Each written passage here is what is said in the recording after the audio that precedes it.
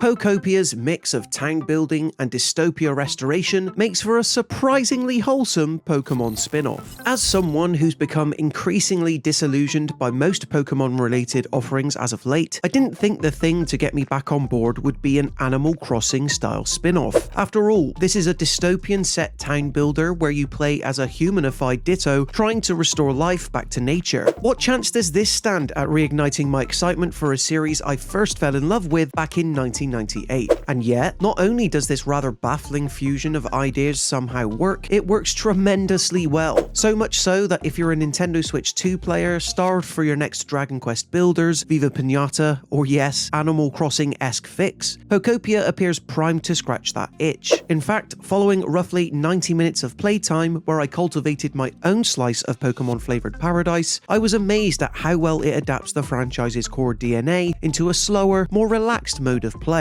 As a result, Pokopia has quickly shot up my list of 2026 must-plays. My Pokopia preview started me off right at the game's beginning, waking up in a mysterious underground cave as a rather odd-looking squiggly human. Except not quite. It quickly becomes apparent that I'm playing as a Ditto, as evidenced by my character's dot-like eyes, unusually straight smile, and gangly arms all flailing about. Making a Ditto the main character of this adventure felt like an unusual choice at first, yet it turns out that there's plenty of perks. For one, it means you can understand the language of Pokemon perfectly, a useful tool in this period where there are seemingly no longer any real humans to be found. Then of course, there's the ability to take on other Pokemon creatures' forms and powers, which swiftly proves itself more than useful when trying to rebuild and grow different habitats. Following a brief meeting with a professor-type Tangrowth who gifted me an all-important Pokedex, I got to work making the land my own. Initially, I started out by taking on Squirtle's water gun move to bring life back into patches of grass, before eventually doing enough to encourage Gen 1's other starter Pokemon, Charmander and Bulbasaur, to choose this area as their home too, after chopping up wood and having Charmander light it to create a campfire. Job done.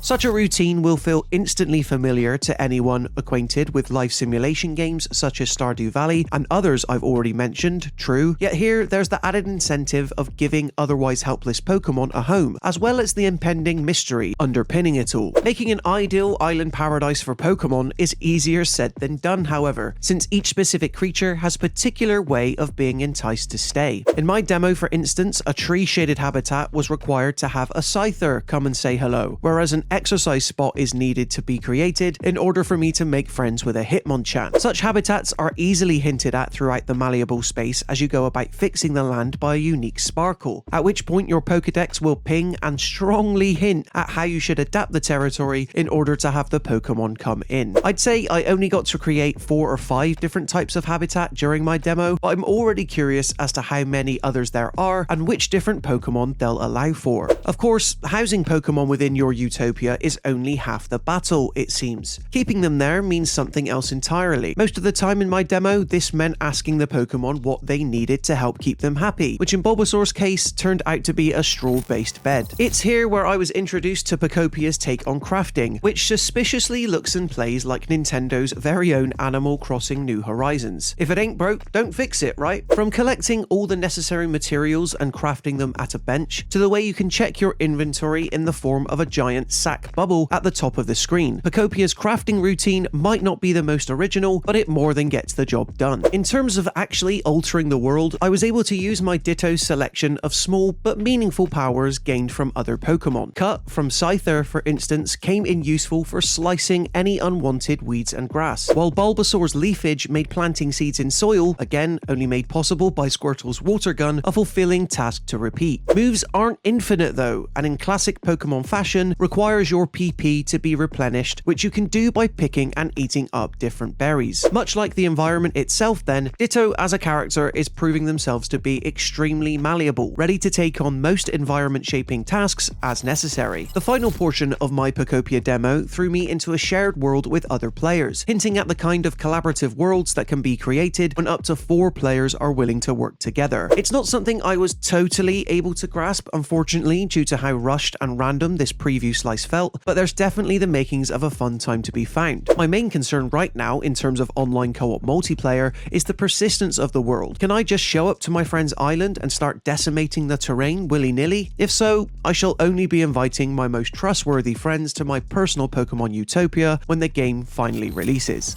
Against all odds, Pokopia ended up really surprising me in multiple ways, because while it would have been easy enough to slap the Pokemon brand onto a budget Animal Crossing and call it a day, Nintendo and developer Omegaforce has clearly spent time taking a more thoughtful approach. From understanding the unique way a Ditto can operate within this style of game, to the underlying mystery of where all the human trainers have gone, Pokopia has stoked my interest on multiple levels without forgetting to create and encourage the basic town building and life simulation fundamentals. Could this be the best Pokemon spin-off for quite a while? I'm genuinely starting to think so. So there you have it, guys, in terms of my preview thoughts after 90 minutes of playtime with Pokopia. Are you excited for this one? Be sure to let me know in the comment section below. Then, when you've done that, if you enjoyed this video, be sure to leave it a like and consider subscribing to the All Out Gaming YouTube channel to stay up to date with even more videos like this. Until next time, thank you so much for watching, and I'll see you in the next one.